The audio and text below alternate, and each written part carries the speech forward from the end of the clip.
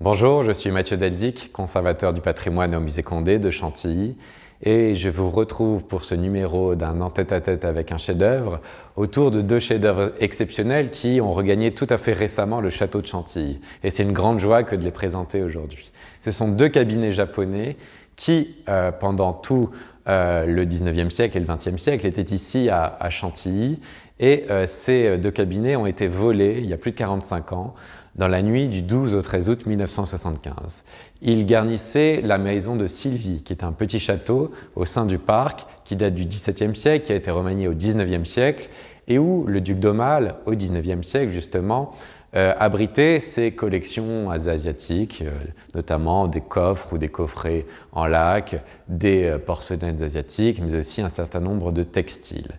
Et c'est dans cette maison de Sylvie qu'en 1975, un groupe de malfaiteurs a pénétré, profitant de vacances des gardiens, et ils ont emporté ces deux cabinets. Ils ont aussi emporté des tapisseries et des porcelaines que nous n'avons toujours pas retrouvées.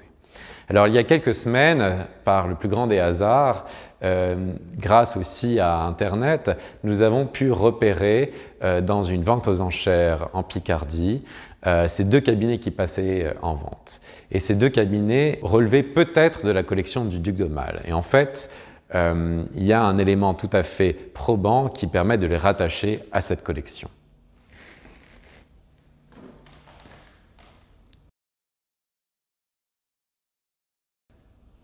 Alors, ici se trouve au sein de cette sorte de pagode un petit tiroir où vous apercevez une petite étiquette tout à fait importante où il est noté Orleans House avec le numéro d'inventaire en fait de l'inventaire des collections du duc d'Aumale.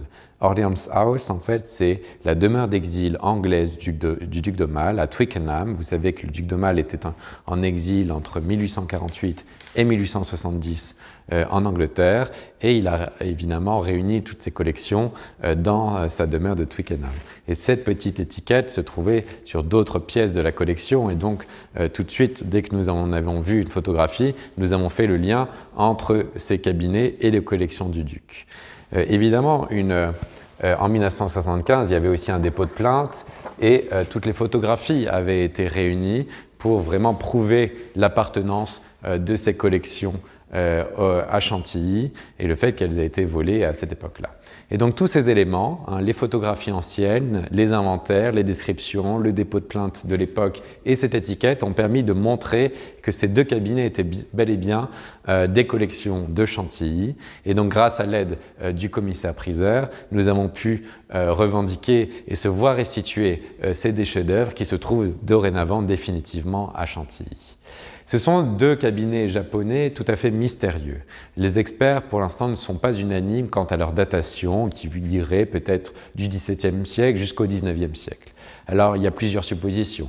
Est-ce que ces deux cabinets appartenaient à Louis-Henri, prince de Condé, qui était Premier ministre de Louis XV et qui était un immense mécène, qui a collectionné des porcelaines asiatiques, mais aussi des laques asiatiques, et peut-être ces cabinets d'ailleurs.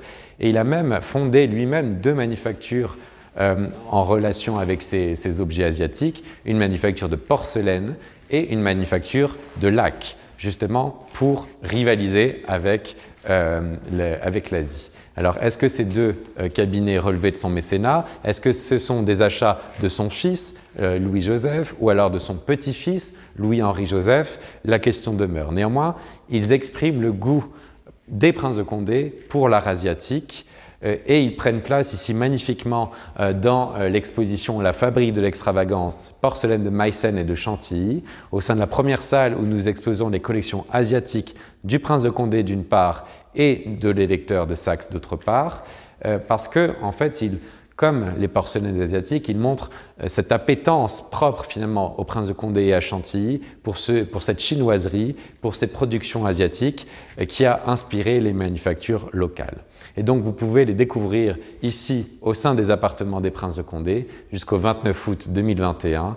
Et c'est donc une grande joie que de pouvoir vous les présenter à nouveau après 45 ans d'exil en quelque sorte.